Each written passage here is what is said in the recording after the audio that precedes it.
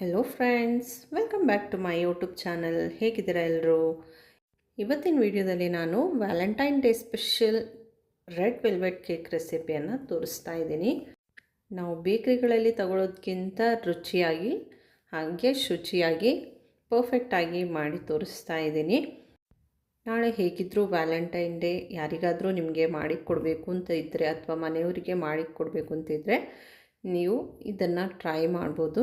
ಬನ್ನಿ ಇದನ್ನು ಹೇಗೆ ಮಾಡೋದು ಅಂತ ನೋಡೋಣ. ಫಸ್ಟ್ ಇದಕ್ಕೆ ಬಟರ್ ಮಿಲ್ಕ್ ರೆಡಿ ಮಾಡಬೇಕು. ಅದಕ್ಕೆ ನಾನಿಲ್ಲಿ 1/4 ಕಪ್ಪು ಉಗುರು ಬೆಚ್ಚ ಇರುವಂಥ ಹಾಲು ತಗೊಂಡಿದ್ದೀನಿ. ಇದಕ್ಕೆ 1 ಟೀ ಸ್ಪೂನಷ್ಟು ವಿನಿಗರ್ ಹಾಕಿ ಇದನ್ನು ಮಿಕ್ಸ್ ಮಾಡ್ತಾಯಿದ್ದೀನಿ. 1/2 kg ವೆಯ್ಟ್ ಬರುವಂಥ ಕೇಕ್ ಮಾಡ್ತಾ ಇರೋದ್ರಿಂದ 1/4 ಕಪ್ ಮಿಲ್ಕ್ ತಗೊಂಡಿದ್ದೀನಿ. 1 kg ಮಾಡೋದಾದರೆ ನಾನು ಹಾಕಿರುವ ಎಲ್ಲ ಇಂಗ್ರೀಡಿಯೆಂಟ್ಸ್ ಕೂಡ ಡಬಲ್ ಕ್ವಾಂಟಿಟಿಯಲ್ಲಿ ತಗೊಳ್ಳಿ. ಇವಾಗ ಡ್ರೈ ಇಂಗ್ರೀಡಿಯೆಂಟ್ಸನ್ನು ಜರಡಿ ಇಟ್ಕೋಬೇಕು. ಅದಕ್ಕೆ 1/2 ಕಪ್ ಮೈದಾ ಹಾಕ್ಕೊಂಡಿದ್ದೀನಿ. ಹಾಗೆ 1/2 tea spoon baking powder, 1/4 tea ಸ್ಪೂನ್ಗಿಂತ ಅರ್ಧ ಬೇಕಿಂಗ್ ಸೋಡಾ, ಹಾಗೆ 1/2 ಟೀ ಸ್ಪೂನ್ ಕೋಕೋ ಪೌಡರ್ ಹಾಕ್ಕೊಂಡಿದ್ದೀನಿ. ಕೋಕೋ ಪೌಡ್ರ್ ಜಾಸ್ತಿ ಹಾಕೋಕ್ಕೆ ಹೋಗಬೇಡಿ, ಡಾರ್ಕ್ ಆಗಿಬಿಡುತ್ತೆ. ಆಮೇಲೆ ಕೇಕದ ಕಲರು ರೆಡ್ ಕಲರಲ್ಲಿ ಬರೋದಕ್ಕೆ ಆಗೋದಿಲ್ಲ. ಇದನ್ನು ನೀವು 3 ಸಲ ಜರಡಿ ಇಟ್ಕೊಳ್ಳಿ. ನಾನು ಆ ಥರ ಮಾಡ್ಕೊಂಡಿದ್ದೀನಿ. ಆವಾಗವಾಗ ಅದೇ ವೀಡಿಯೋದು ಮಾಡ್ತಾಯಿದ್ರೆ ವೀಡಿಯೋ ಲೆಂತಿ ಆಗುತ್ತೆ. ಈಗ 6 ಟೇಬಲ್ ಸ್ಪೂನ್ ಶುಗರನ್ನು ನಾನು ಪೌಡರ್ ಮಾಡ್ಕೊಳ್ತಾ ಇದ್ದೀನಿ. ಅರ್ಧ kgಗೆ ಆದರೆ 6 ಟೇಬಲ್ ಸ್ಪೂನ್ ಸಾಕಾಗುತ್ತೆ. 1 kgದಾದರೆ 3/4 ಕಪ್ಪಷ್ಟು ಹಾಕ್ಕೋಬೇಕು. ಅರ್ಧ kgದಾಗುವಾಗ ಆ ಕಪ್ಪಲ್ಲಿ 3/4 ಕಪ್ಪಷ್ಟು ಹಾಕ್ಕೋಬೇಕು. ಈಗ ಮೊಟ್ಟೆ ಹಾಕ್ಕೊಳ್ತಾ ಇದ್ದೀನಿ. 2 ಮೊಟ್ಟೆನ ಯೂಸ್ ಮಾಡ್ತಾ ಇದ್ದೀನಿ. ಹಾಗೆ 1 ಟೀ ಸ್ಪೂನಷ್ಟು ವ್ಯಾನಿಲಾ ಎಸೆನ್ಸ್ ಹಾಕ್ತಾಯಿದ್ದೀನಿ. ವ್ಯಾನಿಲಾ ಎಸೆನ್ಸ್ ಡಾರ್ಕ್ ಇದ್ದರೆ 1/2 ಟೀ ಸ್ಪೂನ್ ಸಾಕಾಗುತ್ತೆ. ಇದು ಲೈಟ್ ಕಲರ್ ಆಗಿರೋದ್ರಿಂದ ನಾನು ಅದಕ್ಕೆ 1 ಟೀ ಸ್ಪೂನಷ್ಟು ಹಾಕ್ಕೊಂಡಿದ್ದೀನಿ. ಇದನ್ನು ಚೆನ್ನಾಗಿ ಬೀಟ್ ಮಾಡ್ಕೊಳ್ಳಿ. ಇದರ ಕಲರ್ ಚೇಂಜ್ ಆಗಬೇಕು. ಈ ಥರ ಆದರೆ ಈಗ ಇದಕ್ಕೆ ಶುಗರ್ ಹಾಕ್ಕೋಬೋದು. ನಾನು ಅರ್ಧ ಭಾಗ ಫಸ್ಟ್ ಹಾಕಿ ಮತ್ತು ಅರ್ಧ ಭಾಗ ಮತ್ತೆ ಹಾಕ್ತಾಯಿದ್ದೀನಿ. ಇದನ್ನು ಚೆನ್ನಾಗಿ ಬೀಟ್ ಮಾಡಿ ಇದರ ಟೆಕ್ಸ್ಚರ್ ಕ್ರೀಮಿ ಟೆಕ್ಸ್ಚರ್ ಬರಬೇಕು. ಅಲ್ಲಿವರೆಗೂ ಇದನ್ನು ಚೆನ್ನಾಗಿ ಬೀಟ್ ಮಾಡ್ಕೊಳ್ಳಿ. ನಾನು ಸೆಕೆಂಡ್ ಟ್ರಿಪ್ ಕೂಡ ಹಾಕ್ಕೊಂಡಿದ್ದೀನಿ. ಹಾಕಿ ಚೆನ್ನಾಗಿ ಬೀಟ್ ಮಾಡ್ಕೊಳ್ಳಿ. ಹೈ ಸ್ಪೀಡಲ್ಲಿ ಹಾಕಿ ಚೆನ್ನಾಗಿ ಬೀಟ್ ಮಾಡ್ಕೊಳ್ಳಿ. ಬೀಟರ್ ಇಲ್ಲ ಅನ್ನೋರು ಏನು ವರಿ ಮಾಡೋದು ಬೇಡ. ನಾನು ಮಿಕ್ಸಿನಲ್ಲಿ ಯಾವ ರೀತಿ ಕೇಕ್ ಮಾಡೋದು ಅಂತ ನಾನು ಮೊದಲೇ ವೀಡಿಯೋ ಹಾಕಿದ್ದೀನಿ. ಸೇಮ್ ಅದೇ ರೀತಿ ಮಾಡಿದರೆ ಆಯಿತು. ಇವಾಗ ಚೆನ್ನಾಗಿ ಬೀಟಾಗಿದೆ ನೋಡಿ. ಯಾವ ಕಲರ್ ಬಂದಿದೆ, ಕಲರೇ ಚೇಂಜ್ ಆಗಿಬಿಟ್ಟಿದೆ ನೋಡಿ. ಈ ರೀತಿ ಕಲರ್ ಬರಬೇಕು. ಅಷ್ಟೊತ್ತು ಇದನ್ನು ಬೀಟ್ ಮಾಡಿ. ಇವಾಗ ಇದಕ್ಕೆ ಕಲರ್ ಹಾಕ್ತಾಯಿದ್ದೀನಿ. Super red colour gel colour ತೊಗೊಂಡಿದ್ದೀನಿ. ಲಿಕ್ವಿಡ್ ಕಲರ್ ಆದರೂ ತಗೋಬೋದು. ನಿಮ್ಗೆ ಯಾವುದು ಅವೈಲೇಬಲ್ ಇದೆ ಅದನ್ನು ಹಾಕಿ. ಜೆಲ್ ಕಲರ್ ಆದರೆ ಬೆಟರು, ಯಾಕಂದರೆ ಅದು ನಮ್ಮ ಕೈಗೆ ಆ ಥರ ಅಂಟೋದಿಲ್ಲ. ಕಲರ್ ತೊಳೆದ್ರೆ ಒಂದು ವಾಶಿಗೆ ಹೋಗಿಬಿಡುತ್ತೆ. ಬೇರೆ ಕಲರ್ಸ್ ಆದರೆ ಆ ಥರ ಅಂಟ್ಕೊಂಡೇ ಇರುತ್ತೆ. ಇದನ್ನು ಚೆನ್ನಾಗಿ ಬೀಟ್ ಮಾಡ್ಕೊಳ್ಳಿ. ಕಲರ್ ನಾವು ಎಷ್ಟು ರೆಡ್ ಕಲರ್ ಬರೋವರೆಗೂ ನಾವು ಕಲರ್ ಹಾಕಬೇಕು. ನಾನು ಟೋಟಲಿ ಇಲ್ಲಿ 8 ಡ್ರಾಪ್ಸ್ ಅಷ್ಟು ಜೆಲ್ ಕಲರನ್ನು ಹಾಕ್ಕೊಂಡಿದ್ದೀನಿ. ಸ್ವಲ್ಪ ಸ್ವಲ್ಪ ಹಾಕ್ಕೊಂಡು ನೋಡಿಕೊಂಡು ಮಾಡ್ಕೊಂಡಿದ್ದೀನಿ. ಯಾಕಂದರೆ ಒಂದು ಸಡನ್ನಾಗಿ ಹಾಕಿ ಆಮೇಲೆ ಕಲರ್ ಜಾಸ್ತಿ ಆದರೂ ಕಷ್ಟನೇ. ಕಡಿಮೆ ಆದರೆ ನಾವು ಮತ್ತೆ ಹಾಕಿ ಮಾಡ್ಕೋಬೋದು. ಅದಕ್ಕೆ ಸ್ವಲ್ಪ ನೋಡಿಕೊಂಡು ಹಾಕ್ಕೊಂಡಿದ್ದೀನಿ. ಟೋಟಲ್ 8 ಡ್ರಾಪ್ಸ್ ಅಷ್ಟು ಹಾಕ್ಕೊಂಡಿದ್ದೀನಿ. ನೋಡಿ ಕಲರ್ ಈ ರೀತಿ ಕಲರ್ ಬರಬೇಕು. ಇವಾಗ ಇದಕ್ಕೆ 2 ಟೇಬಲ್ ಸ್ಪೂನಷ್ಟು ಆಯಿಲ್ ಹಾಕ್ತಾಯಿದ್ದೀನಿ. ಫ್ಲೇವರ್ಲೆಸ್ ಆಯಿಲ್, ಸನ್ಫ್ಯೂರೋ ಅಥವಾ ಯಾವುದಾದ್ರೂ ರಿಫೈನ್ಡ್ ಆಯಿಲ್ ಹಾಕ್ಕೋಬೋದು. ಆಲಿವ್ ಆಯಿಲೋ ಯಾವುದಾದ್ರೂ ಹಾಕ್ಕೋಬೋದು. ಇದನ್ನು ಚೆನ್ನಾಗಿ ಬೀಟ್ ಮಾಡಿ. ತುಂಬ ತೆನ್ ಬೀಟ್ ಮಾಡೋದು ಬೇಡ. ಆಯಿಲ್ ಹಾಕಿದ ಮೇಲೆ ನಾನು ಎಲ್ಲ ವೀಡಿಯೋದಲ್ಲಿ ಹೇಳ್ತಾ ಇರ್ತೀನಿ. ಇವಾಗ ಇದಕ್ಕೆ ಬಟರ್ ಮಿಲ್ಕನ್ನು ಹಾಕ್ತಾಯಿದ್ದೀನಿ. ಹಾಕಿ ಚೆನ್ನಾಗಿ ಒಂದು ಸಲ ಮಿಕ್ಸ್ ಮಾಡ್ಕೊಳ್ಳಿ. ತುಂಬ ಹೊತ್ತು ಬೀಟ್ ಮಾಡೋದೇನು ಬೇಡ, ಅದ್ರ ಮಿಕ್ಸ್ ಆಗೋ ತನಕ ಸಾಕಾಗುತ್ತೆ. ಇವಾಗ ಇದಕ್ಕೆ ಡ್ರೈ ಇಂಗ್ರೀಡಿಯೆಂಟ್ಸನ್ನು ಹಾಕ್ತಾಯಿದ್ದೀನಿ. 1/2 kg ಆಗಿರೋದ್ರಿಂದ ನಾನು ಒಂದೇ ಸಲಕ್ಕೆ ಹಾಕ್ತಾಯಿದ್ದೀನಿ. ನೀವು ಹಾಕುವಾಗ ಬೇಕಿದ್ದರೆ 2 ಟ್ರಿಪ್ಪಲ್ಲಿ ಹಾಕಿ ಮಿಕ್ಸ್ ಮಾಡ್ಕೊಳ್ಳಿ. ಮಿಕ್ಸ್ ಮಾಡುವಾಗ ಸ್ಪ್ಯಾಚುಲನ ಅಥವಾ ಈ ರೀತಿ ವಿಸ್ಕ್ ಏನಾದರೂ ತಗೊಳ್ಳಿ, ಯೂಸ್ ಮಾಡ್ಕೊಳ್ಳಿ. ಬೀಟ್ರಲ್ಲಿ ಮಾಡ್ಬೋದು, ಆದರೆ ನಾವು ಮಾಡಿರುವಂಥ ಕೇಕ್ ಎಷ್ಟು ಉಬ್ಬಿ ಬಂದಿದೆಯೋ ಅದು ತಳಕ್ಕೆ ಹೋಗ್ಬಿಡುತ್ತೆ. ಆಮೇಲೆ ಕೇಕ್ದು ಹೈಟ್ ಕೂಡ ಕಡಿಮೆ ಆಗುತ್ತೆ. ಎಕ್ಸ್ಪೀರಿಯೆನ್ಸ್ ಇರೋರು ಬೇಕಿದ್ದರೆ ಮಾಡ್ಕೋಬೋದು, ಅವ್ರಿಗೆ ಒಂದು ಐಡಿಯಾ ಇರುತ್ತೆ. ಆದರೆ ನಾವು ಸಡನ್ನಾಗಿ ಮಾಡಬೇಕಾದ್ರೆ ನೋಡಿ ಮಾಡ್ಕೋಬೇಕು.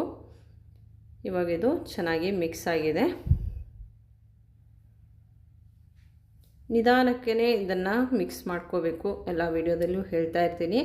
ವಿಡಿಯೋ ಸ್ಪೀಡ್ ಮಾಡಿರೋದ್ರಿಂದ ಸ್ಪೀಡ್ ಕಾಣಿಸುತ್ತೆ ಅಷ್ಟೇ. ಇವಾಗ ಇದನ್ನು ಬಟರ್ ಶೀಟ್ ಹಾಕಿರುವಂಥ 5 ಇಂಚ್ ಟಿನ್ ಇದು, ಅದಕ್ಕೆ ಹಾಕ್ಕೊಳ್ತಾ ಇದ್ದೀನಿ. ಇದನ್ನು ಕೂಡ ಬಟರ್ ಶೀಟ್ ಹಾಕೋದು ಹೇಗೆ, ಆಯಿಲ್ ಸ್ಪ್ರೆಡ್ ಮಾಡಿ ಕಟ್ಟಿಂಗ್ ಹೇಗೆ ಎಲ್ಲನೂ ನಾನು ಮೊದಲಿನ ವೀಡಿಯೋದಲ್ಲಿ ಹಾಕಿದ್ದೀನಿ. ಎಲ್ಲ ವೀಡಿಯೋದಲ್ಲೂ ಅದು ಹೇಳ್ತಾ ಇದ್ದರೆ ವೀಡಿಯೋ ಲೆಂತಿ ಆಗಿ ಹೋಗುತ್ತೆ, ನೋಡಿದವರಿಗೆ ಬೇಜಾರಾಗುತ್ತೆ. ಯಾರಾದರೂ ಹೊಸದಾಗಿ ನೋಡ್ತಾ ಇದ್ದರೆ ನನ್ನ ಹಳೆ ವೀಡಿಯೋ ಬೇಕಿದ್ದರೆ ನೋಡಿ, ಕೇಕ್ ವೀಡಿಯೋಸು. ಈಗ ಇದನ್ನು ಚೆನ್ನಾಗಿ ಟ್ಯಾಪ್ ಮಾಡಬೇಕು. ಅದರ ಏರ್ ಬಬಲ್ಸ್ ಎಲ್ಲ ಹೋಗಬೇಕು, ಅಲ್ಲಿವರೆಗೂ ಟ್ಯಾಪ್ ಮಾಡ್ಕೊಳ್ಳಿ. ಒಂದು 10-15 ಸಲನಾದರೂ ಟ್ಯಾಪ್ ಮಾಡ್ಕೋಬೇಕು. ಹಾಗೆ ಒಂದು ಸ್ಕ್ಯೂರ್ ತಗೊಂಡು ಈ ರೀತಿ ರನ್ ಮಾಡಿ, ಆವಾಗ ಬಬಲ್ಸ್ ಏನಾದರೂ ಇದ್ದರೆ ಒಡೆದೋಗುತ್ತೆ. ನಾನು ಮೊದಲೇ 10 ನಿಮಿಷ ನಾನು ಇಲ್ಲಿ ಪ್ರೀಹೀಟ್ ಮಾಡಿದ್ದೀನಿ ಓವನ್ ಸೆಟಪ್ಪನ್ನು. ನಾನು ಇಷ್ಟು ದೊಡ್ಡ ಪಾತ್ರೆ ತೊಗೊಳ್ತೀನಿ, ಯಾಕಂದರೆ ನನಗೆ ಕೈಯೆಲ್ಲ ತಾಗ್ಬಿಡುತ್ತೆ ಅಂತ ಭಯ. ನಿಮಗೆಲ್ಲಾದರೂ ಸಣ್ಣ ಪಾತ್ರೆಯಲ್ಲಿ ನಿಮಗೆ ಇಟ್ಟು ಎಕ್ಸ್ಪೀರಿಯೆನ್ಸ್ ಇದೆ ಅಂತ ಆದರೆ ನೀವು ಆ ಥರ ಸಣ್ಣ ಪಾತ್ರೆ ತೊಗೋಬೋದು. ಇವಾಗ ಇಳಿಸಿಟ್ಟಿದ್ದೀನಿ.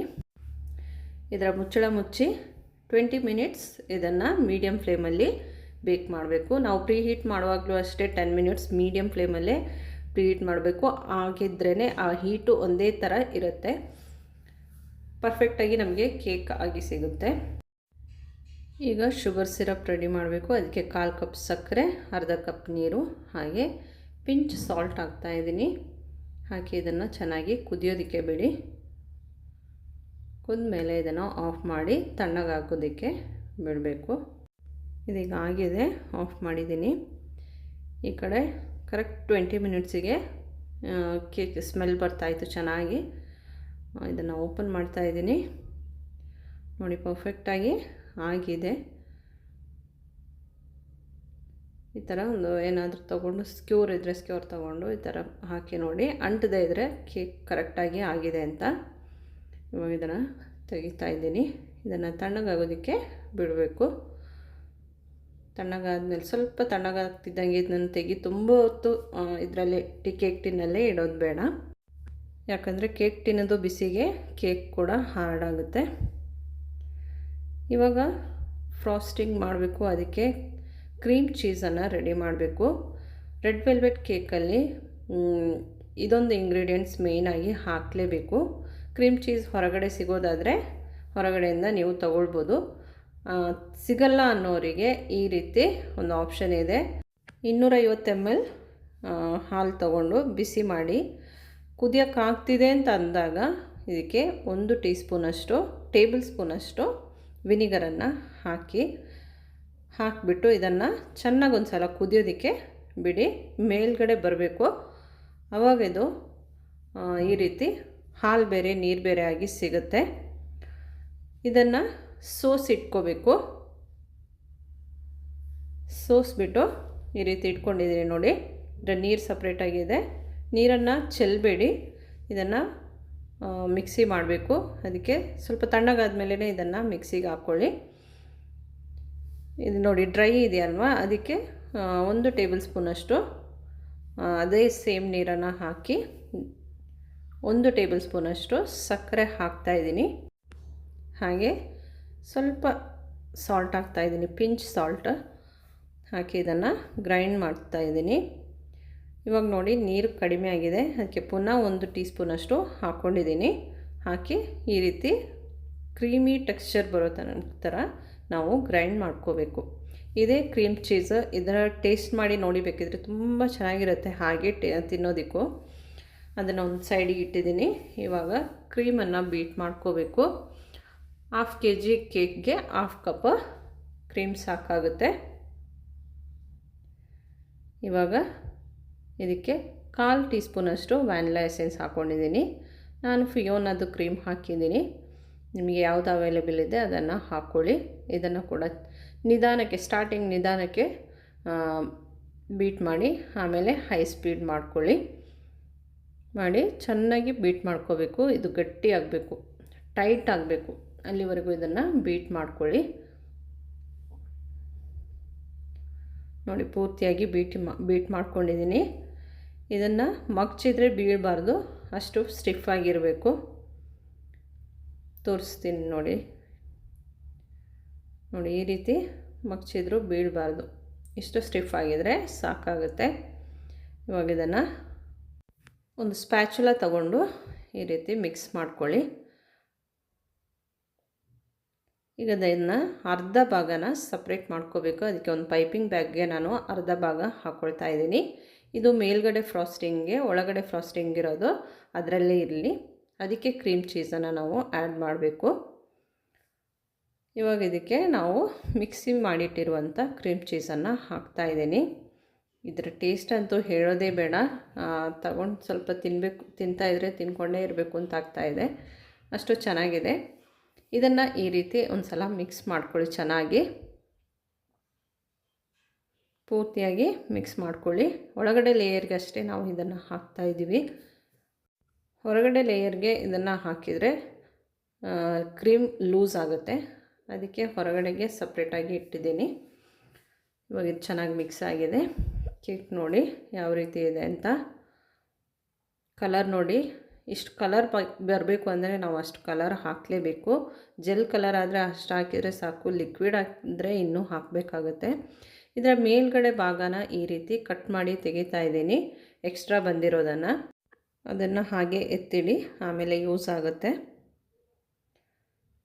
ಈ ರೀತಿ ಕಟ್ ಮಾಡಿ ಎತ್ತಿಡ್ತಾ ಇದ್ದೀನಿ.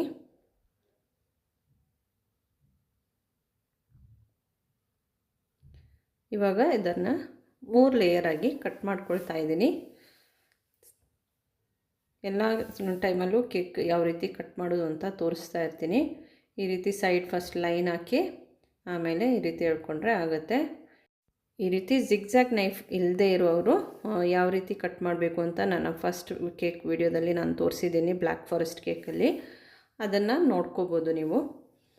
ಈ ರೀತಿ ಲೈನ್ ಹಾಕಿ ಈ ರೀತಿ ಕಟ್ ಮಾಡ್ಕೊಳ್ಳಿ. ಇದರ ಕಲರ್ ಯಾವ ರೀತಿ ಇದೆ ನೋಡಿ, ಹಾಗೆ ಅದರ ಟೆಕ್ಸ್ಚರ್ ಕೂಡ ತುಂಬ ಚೆನ್ನಾಗಿ ಬಂದಿದೆ. ಇವಾಗ ನಾನು ತೆಗೆದಿಟ್ಟಿರುವಂಥ ಫಸ್ಟ್ ಲೇಯರ್, ಮೇಲ್ಗಡೆ ಲೇಯರ್ ಇದೆಯಲ್ಲ, ಈ ರೀತಿ ಬಿಸಿ ಮಾಡ್ಕೊಳ್ತಾ ಇದ್ದೀನಿ. ಸ್ವಲ್ಪ ಗಟ್ಟಿಯಾಗೋವರೆಗೆ ಬಿಸಿ ಮಾಡ್ಕೊಳ್ಳಿ, ಸೀದೋಗಬಾರ್ದು, ಕಲರ್ ಚೇಂಜ್ ಆಗಬಾರ್ದು, ಹಾಗೆ ಬಿಸಿ ಮಾಡ್ಕೊಳ್ಳಿ. ಇದು ಸ್ವಲ್ಪ ಗಟ್ಟಿ ಆಗಬೇಕು, ಅಲ್ಲಿವರೆಗೂ ಬಿಸಿ ಮಾಡ್ಕೊಳ್ಳಿ. ಬಿಸಿ ಮಾಡಿ ಅದನ್ನು ತಣ್ಣಗಾಗೋದಕ್ಕೆ ಬಿಡಿ. ಇವಾಗ ಕೇಕ್ ಸೆಟ್ ಮಾಡಬೇಕು. ಅದಕ್ಕೆ ನಾನು ಒಂದು ಕೇಕ್ ಬೋರ್ಡ್ ಮೇಲೆ ಕೇಕ್ ಇಟ್ಟಿದ್ದೀನಿ.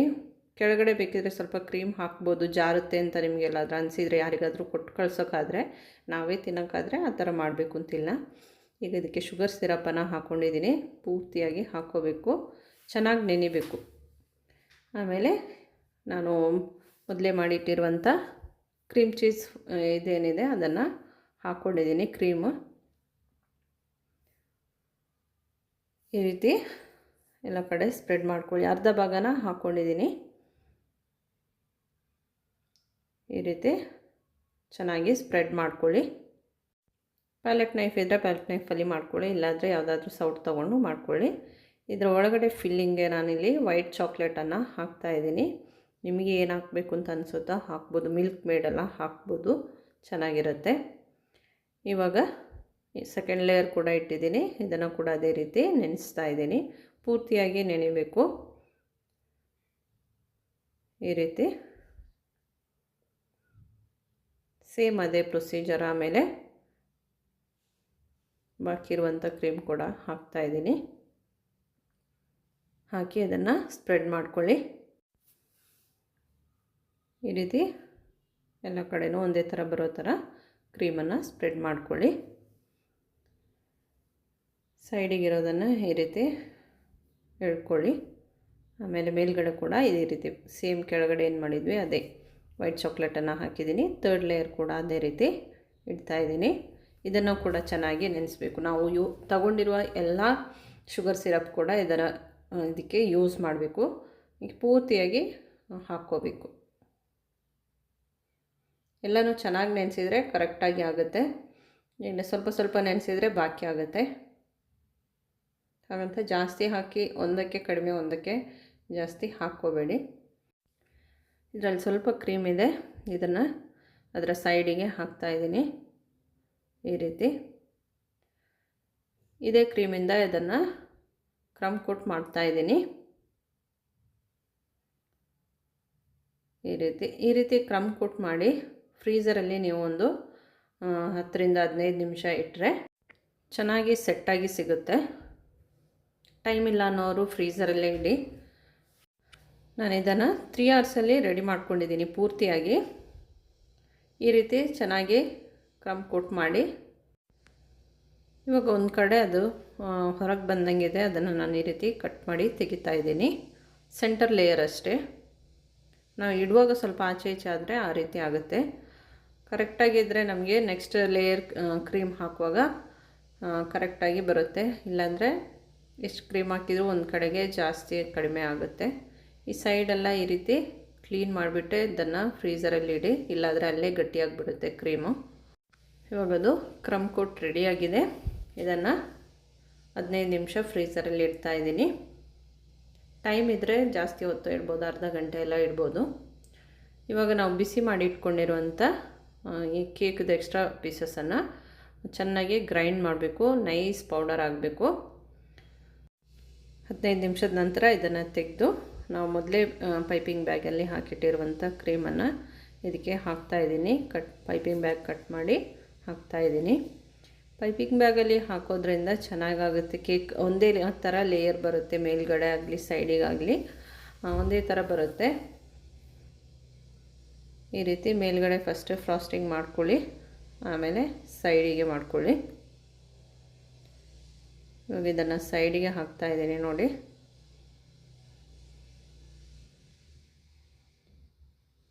ಈ ರೀತಿ ಪೂರ್ತಿಯಾಗಿ ಕೆಳಗಡೆನೂ ಬರೋ ಥರ ಈ ರೀತಿ ಹಾಕ್ಕೊಳ್ಳಿ. ಹಾಕಿ ಸ್ಪ್ಯಾಚುಲನ ರನ್ ಮಾಡಿ.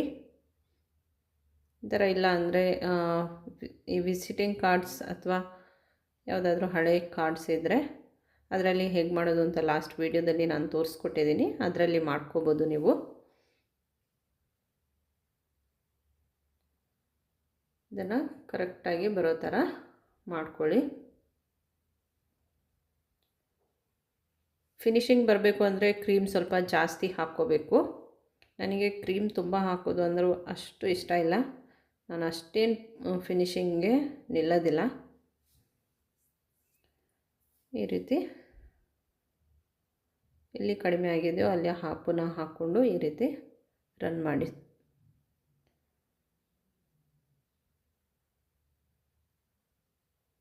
ಈ ರೀತಿ ಪ್ಯಾಲೆಟ್ ನೈಫ್ ಇದ್ದರೆ ಈಸಿ ಆಗುತ್ತೆ. ನೀವೆಲ್ಲಾದರೂ ಹೋಮ್ ಬೇಕರ್ಸ್ ಅಥವಾ ಯಾವಾಗಲೂ ಮಾಡ್ತಾ ಇರ್ತೀರ ಅಂದರೆ ಒಂದು ತಗೊಂಡು ಇಟ್ಕೊಳ್ಳೋದು ಒಳ್ಳೆಯದು.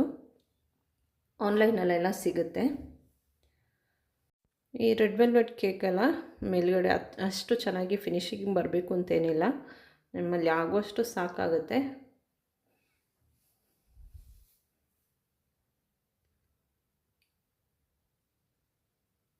ಸೈಡ್ ಈ ಥರ ಫಿನಿಶಿಂಗ್ ಆದಮೇಲೆ ಮೇಲ್ಗಡೆ ಇದನ್ನು ಫಿನಿಶಿಂಗ್ ಮಾಡ್ಕೊಳ್ಳಿ. ಸೈಡಿಗೆ ಆಗಿರೋದೆಲ್ಲ ಈ ರೀತಿ ಕ್ಲೀನ್ ಮಾಡ್ಕೊಳ್ಳಿ, ಒಂದು ಟಿಶ್ಯೂ ತಗೊಂಡು ಕ್ಲೀನ್ ಮಾಡ್ಕೊಳ್ಳಿ. ನೋಡಿ ಈ ರೀತಿ ಫಿನಿಶಿಂಗ್ ಮಾಡ್ಕೊಂಡಿದ್ದೀನಿ. ಕೇಕ್ ಇದು ಕ್ರೀಮ್ ಸ್ಟಿಫಾಗಿದ್ದರೆ ಫಿನಿಶಿಂಗ್ ಚೆನ್ನಾಗಿ ಬರುತ್ತೆ. ಇವಾಗ ಒಂದು ಬಟರ್ ಪೇಪರನ್ನು ಈ ರೀತಿ ಹಾರ್ಟ್ ಶೇಪಲ್ಲಿ ಕಟ್ ಮಾಡ್ಕೊಂಡಿದ್ದೀನಿ ನಾನು, ಅದನ್ನು ಮೇಲ್ಗಡೆ ಇಟ್ಟಿದ್ದೀನಿ. ಈ ಥರ ಆಗೋದಿಲ್ಲ ಅಂತಂದರೆ ನೀವು ಬೇಕಾದರೆ ರೌಂಡ್ ಆಗಿರುವಂಥ ಯಾವುದಾದ್ರೂ ಪಾತ್ರೆನೋ ಅಥವಾ ಮುಚ್ಚಳನೋ ಮೇಲ್ಗಡೆ ಇಟ್ಟರೆ ಅಲ್ಲಿ ಸೆಂಟರಲ್ಲಿ ನಿಮಗೆ ಏನಾದರೂ ಬರೆಯೋದಕ್ಕೆ ಖಾಲಿ ಪ್ಲೇಸ್ ಸಿಗುತ್ತೆ. ಇವಾಗ ಈ ರೀತಿ ಒಂದು ಜರಡಿಗೆ ಈ ಥರ ನಾವು ಪೌಡ್ರ್ ಮಾಡಿಟ್ಟಿರೋದನ್ನು ಹಾಕ್ಕೊಂಡು ಈ ರೀತಿ ಜರಡಿ ಇಟ್ಕೊಂಡ್ರೆ ಅದು ಚೆನ್ನಾಗಿ ಸ್ಪ್ರೆಡ್ಡಾಗಿ ಸಿಗುತ್ತೆ. ನಂದು ಇದು ಸಣ್ಣ ಹೋಲಾಗಿರೋದ್ರಿಂದ ಅಷ್ಟು ಬೀಳ್ತಾ ಇಲ್ಲ, ಅದಕ್ಕೆ ನಾನು ಸ್ಪೂನಲ್ಲಿ ಮಾಡ್ತಾಯಿದ್ದೀನಿ. ನಿಮ್ಮದು ಎಲ್ಲಾದರೂ ಸ್ವಲ್ಪ ದೊಡ್ಡ ಹೋಲಾದರೆ ಚೆನ್ನಾಗಿ ಬರುತ್ತೆ, ಅದು ಅದರಲ್ಲೇ ಮಾಡಬೇಕು, ಅವಾಗ ಚೆನ್ನಾಗಿ ಬರುತ್ತೆ. ಈ ರೀತಿ ಸ್ಪೂನಲ್ಲಿ ಈ ರೀತಿ ರನ್ ಮಾಡಿಕೊಟ್ರೆ ಕರೆಕ್ಟಾಗಿ ಬೀಳ್ತಾ ಇದೆ ನೋಡಿ. ರೆಡ್ ವೆಲ್ವೆಟ್ ಕೇಕ್ಗೆ ಎಕ್ಸ್ಟ್ರಾ ಡೆಕೋರೇಷನ್ ಏನು ಬೇಡ, ಇದೇ ಚೆನ್ನಾಗಿರುತ್ತೆ. ಸೈಡಲ್ಲಿ ಬಿದ್ದಿರೋ ಪೌಡರ್ನೆಲ್ಲ ಈ ರೀತಿ ಬ್ರಷಲ್ಲಿ ಒಳಗಡೆಗೆ ಮಾಡಿಕೊಡ್ತಾಯಿದ್ದೀನಿ. ಅಂದರೆ ಸೈಡಿಗೇನು ಸ್ವಲ್ಪ ಹಾಕ್ಕೋಬೇಕು. ಈ ರೀತಿ ಸ್ಪೂನಲ್ಲಿ ಸ್ವಲ್ಪ ತೆಗೆದು ಹಾಕ್ತಾಯಿದ್ದೀನಿ.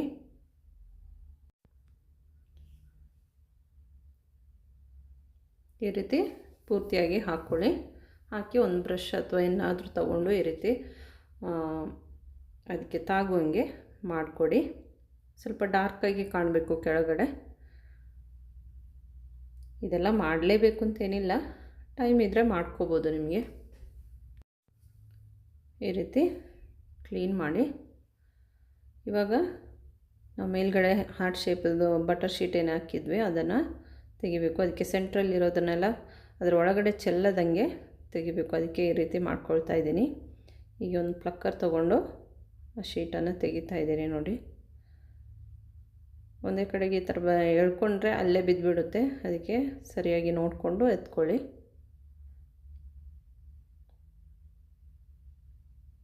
ಈ ರೀತಿ ನೋಡಿ ಹಾರ್ಟ್ ಶೇಪಲ್ಲಿ ಬಂದಿದೆ. ಕೇಕ್ ಹಾರ್ಟ್ ಶೇಪಲ್ಲಿ ಇಲ್ಲ ಅಂದರೂ ಅದರ ಒಳಗಡೆ ಒಂದು ಹಾರ್ಟನ್ನು ಮಾಡ್ಕೊಂಡಿದ್ದೀವಿ. ಅದರ ಬಟರ್ ಶೀಟ್ ಹಾಕಿ ಅಲ್ಲಿ ನೋಡಿ ಅದರ ಶೇಪೆಲ್ಲ ಹೋಗಿದೆ. ಒಂದು ಸ್ವಲ್ಪ ಪ್ಯಾಲೆಟ್ ನೈಫಲ್ಲಿ ಈ ರೀತಿ ಮಾಡ್ಕೊಳ್ಳಿ.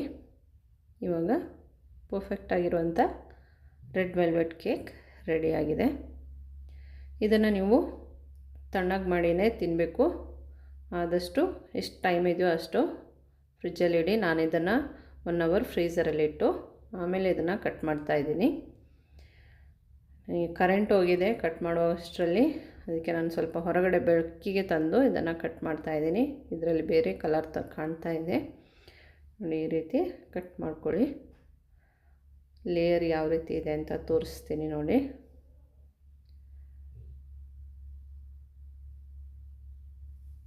ನಾವು ಹೊರಗಡೆ ತಗೊಳ್ಳುವಾಗ ಇಷ್ಟೆಲ್ಲ ಮಾಡಿಕೊಡೋದಿಲ್ಲ, ಕ್ರೀಮ್ ಚೀಸ್ ಫ್ರಾಸ್ಟಿಂಗ್ ಇರೋದಿಲ್ಲ, ಹಾಗೆ ಮಾಡಿರ್ತಾರೆ.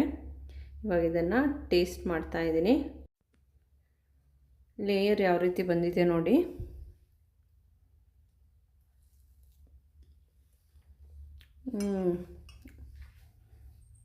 ಟೇಸ್ಟ್ ಅಂತೂ ತುಂಬ ಚೆನ್ನಾಗಿದೆ. ಕ್ರೀಮ್ ಚೀಸ್ ಫ್ರಾಸ್ಟಿಂಗು ಹಾಗೆ ಅದರೊಳಗಿರುವ ಫಿಲ್ಲಿಂಗು ತುಂಬ ಟೇಸ್ಟಿಯಾಗಿದೆ. ಕೋಲ್ಡಾಗಿ ಪೇಸ್ಟ್ರಿ ಯಾವತ್ತೂ ಕೋಲ್ಡ್ ಇದ್ರೇ ಚೆಂದ ಅಲ್ವಾ. ಪರ್ಫೆಕ್ಟಾಗಿದೆ. ನೀವು ಕೂಡ ಇದನ್ನು ಟ್ರೈ ಮಾಡಿ. ಇವತ್ತಿನ ವಿಡಿಯೋ ನಿಮಗೆ ಇಷ್ಟ ಆಗಿದೆ ಅಂತ ಅಂದ್ಕೊಳ್ತೀನಿ. ಇಷ್ಟ ಆದರೆ ಲೈಕ್, ಶೇರ್, ಕಮೆಂಟ್ ಮಾಡಿ. ಹಾಗೆ ಇದುವರೆಗೆ ನನ್ನ ಚಾನಲ್ ಸಬ್ಸ್ಕ್ರೈಬ್ ಮಾಡೋದೇ ನೋಡ್ತಾ ಇದ್ದರೆ ಸಬ್ಸ್ಕ್ರೈಬ್ ಮಾಡಿ, ನನಗೆ ಸಪೋರ್ಟ್ ಮಾಡಿ. Thank you for watching.